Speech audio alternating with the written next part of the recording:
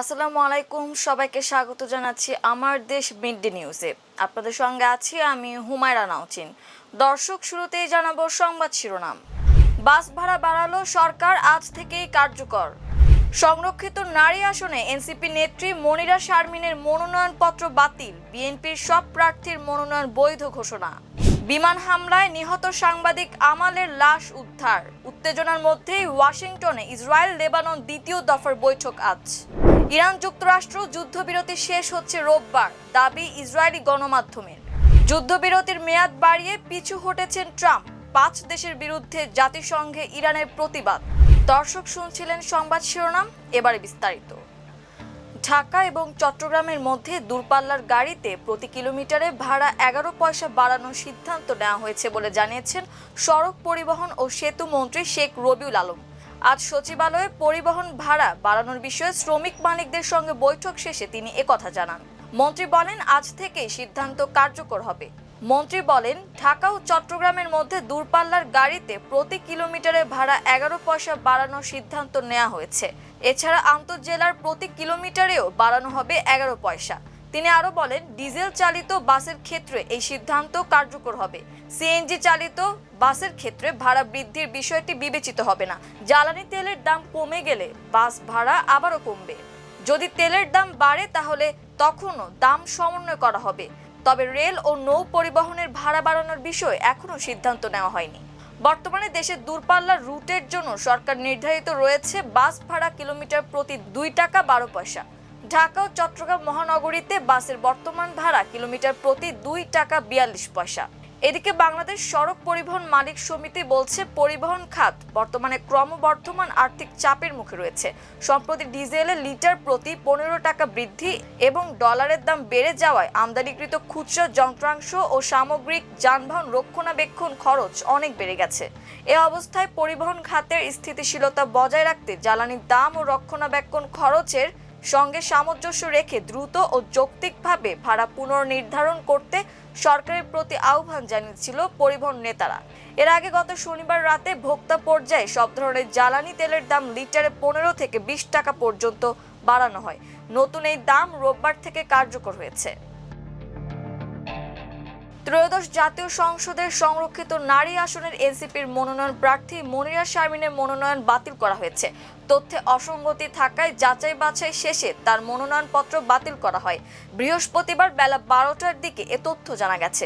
মনিরা শারমিন বলেছেন, মনোনয়নপত্র বাতিলের বিরুদ্ধে আপিল করা হবে।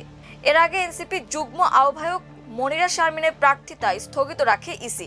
তাকে সরকারি চাকরি থেকে পদত্যাগের প্রয়োজনীয় তথ্য প্রমাণ জমা দেওয়ার জন্য বৃহস্পতিবার বেলা 12টা পর্যন্ত সময় দেওয়া হয়। গণপ্রতিনিধিত্ব আদেশ অনুযায়ী তার যোগ্যতা নিয়ে প্রশ্ন উঠেছে। আইন অনুযায়ী কোনো সরকারি বা সংবিধিবদ্ধ প্রতিষ্ঠানের চাকরি থেকে পদত্যাগ বা অবসর নেওয়ার পর 3 বছর পার না হওয়া পর্যন্ত কেউ সংসদ সদস্য হওয়ার যোগ্য নন। গত 21 এপ্রিল মনোনয়নপত্র জমা দেওয়ার সময়সীমা বজায় রাখতে না পারায় এনসিপি কেন্দ্রীয় নেত্রী নুসরাত তাবাসসুমের মনোনয়নপত্র বাতিল করেছে নির্বাচন কমিশন। এদিকে সংরক্ষিত নারী আসনে বিএনপির সব প্রার্থীর মনোনয়ন বৈধ বলে জানিয়েছেন নির্বাচন কমিশন ইসি। সকালে রাজধানীর আগারগাঁওয়ে নির্বাচন কমিশনে মনোনয়নপত্র যাচাই বাছাই শেষে এই তথ্য জানানো হয়। দক্ষিণ লেবাননের একটি শহরে ইসরায়েলি বিমান হামলায় নিহত সাংবাদিক আমাল খলিলের মরদেহ ধ্বংসস্তূপ থেকে উদ্ধার করা হয়েছে। উদ্ধার কর্মীরা জানিয়েছেন, হামলার পর ধসে পড়া একটি বাড়ির নিচ থেকে তার মরদেহ উদ্ধার করা হয়। লেবাননের সিভিল ডিফেন্স সংস্থার প্রেস অফিস এক বিবৃতিতে জানায়, উদ্ধারকারীরা আল তিরিশ শহরের একটি বাড়িতে শত্রুপক্ষের বিমান হামলায় নিহত শহীদ সাংবাদিক আমাল খলিলের মরদেহ উদ্ধার করতে সক্ষম হয়েছেন। তার কর্মস্থল লেবাননের দৈনিক পত্রিকা আল আকবরও তার মৃত্যুর বিষয়টি নিশ্চিত করেছে। দক্ষিণ লেবানন দীর্ঘদিন ধরেই ইসরায়েল লেবানন উত্তেজনার কেন্দ্রবিন্দু। বিশেষ করে হিজবুল্লাহ ও ইসরায়েলের মধ্যে সীমান্ত সংঘাত প্রায়ই সহিংস রূপ নেয়। গাজায় যুদ্ধ শুরুর পর থেকে এই উত্তেজনা আরও বেড়েছে এবং সীমান্তবর্তী এলাকায় প্রায় প্রতিদিনই গোলাগুলি, ড্রোন হামলা ও বিমান হামলার ঘটনা ঘটছে। এরই মধ্যে ইসরায়েল ও লেবাননের মধ্যে দ্বিতীয় দফার বৈঠক আজ বৃহস্পতিবার যুক্তরাষ্ট্রের ওয়াশিংটনে অনুষ্ঠিত হতে যাচ্ছে। বর্তমানে চলমান 10 দিনের যুদ্ধবিরতির মেয়াদ বাড়ানোর লক্ষ্যেই এ আলোচনা চলছে। লেবাননের প্রেসিডেন্ট জোসেফ আউন জানিয়েছেন, রাষ্ট্রদূত পর্যায়ের এই আলোচনার মূল ভিত্তি হলো ইসরায়েলি আগ্রাসন সম্পূর্ণ বন্ধ করা, লেবাননের ভূখণ্ড থেকে ইসরায়েলি সেনা প্রত্যাহার ও বন্দি বিনিময়। এছাড়া আন্তর্জাতিক সীমান্তে লেবানন সেনাবাহিনীর মোতায়েন এবং যুদ্ধের ক্ষয়ক্ষতি কাটিয়ে পুনর্গঠন প্রক্রিয়া শুরু করার বিষয়েও গুরুত্ব দিচ্ছে বৈরুত।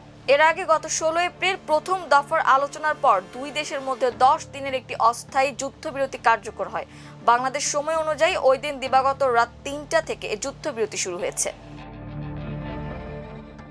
ইরানের সঙ্গে চলমান যুদ্ধবিরতি আগামী রোববার শেষ হচ্ছে বলে ইসরায়েলকে জানিয়েছে যুক্তরাষ্ট্র। ইসরায়েলি সংবাদ মাধ্যমের বরাতে এ তথ্য জানা গেছে।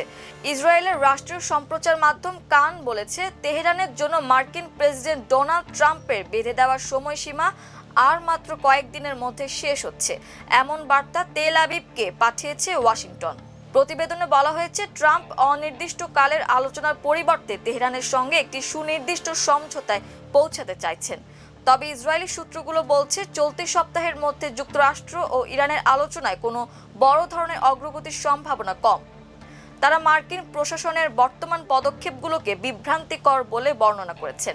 এর আগে হোয়াইট হাউসের প্রেস সেক্রেটারি ক্যারোলিন লেভিট জানিয়েছিলেন, ইরানের কাছ থেকে কোনো প্রস্তাব পাওয়ার জন্য ডোনাল্ড ট্রাম্প কোনো নির্দিষ্ট সময়সীমা নির্ধারণ করেননি।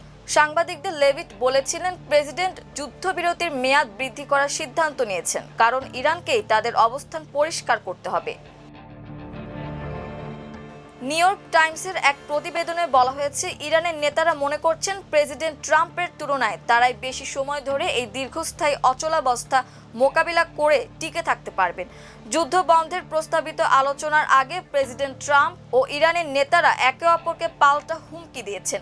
বিষয়টি ছিল অনেকটা এমন যে কে আগে হার মানে, তবে শেষ পর্যন্ত অন্তত ইরানের দৃষ্টিতে ট্রাম্পই আগে পিছু হটেছেন। দ্বিতীয় দফার শান্তি আলোচনার জন্য ইরান বা যুক্তরাষ্ট্র কোনো পক্ষই তখনও পাকিস্তানে পৌঁছায়নি।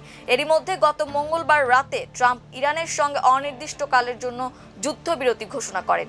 ট্রাম্প তখন বলেন, ইরানের নেতাদের যুক্তরাষ্ট্রের দেওয়া শর্তের জবাব দেওয়ার সময় দেওয়া হয়েছে।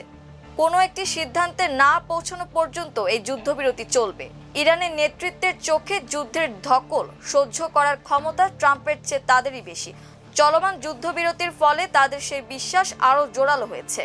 যুক্তরাষ্ট্র ও ইসরায়েলি হামলায় ইরানে ব্যাপক ক্ষয়ক্ষতি হয়েছে। তারপরও ইরানের নেতারা মনে করছেন তারা দীর্ঘ সময় যুক্তরাষ্ট্রের বন্দর অবরোধের চাপ সইতে সক্ষম। অন্যদিকে গুরুত্বপূর্ণ হরমুজ প্রণালী বন্ধ থাকাটা ট্রাম্প বেশি দিন সহ্য করতে পারবেন না। চিন্তক প্রতিষ্ঠান ইন্টারন্যাশনাল ক্রাইসিস গ্রুপের ইরান প্রকল্পের পরিচালক আলী ভাইস বলেন, ইরানিরা মাস ধরে নিজেদের সময় হিসাব করে, কিন্তু ট্রাম্প প্রশাসন ও বিশ্ব অর্থনীতির সময়কে দেখে সাপ্তাহিক হিসাবে।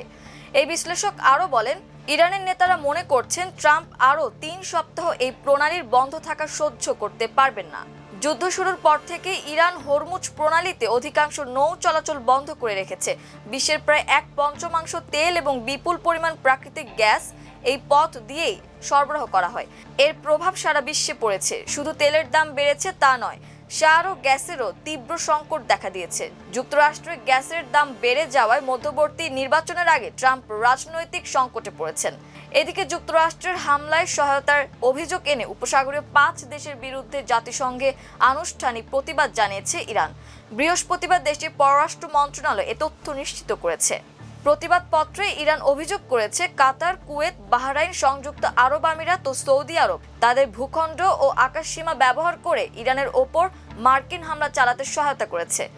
ইরানের জাতিসংঘস্থ রাষ্ট্রদূত আমির সাইদ ইরাভানি জাতিসংঘ মহাসচিব অ্যান্তোনিও গুতেরেস এবং জাতিসংঘ নিরাপত্তা পরিষদের কাছে পাঠানো চিঠিতে এই অভিযোগ তুলে ধরেন। দর্শক, এই ছিল আমার দেশ মিড ডে নিউজে। এতক্ষণ আমাদের সঙ্গে থাকার জন্য অসংখ্য ধন্যবাদ। আল্লাহ হাফেজ।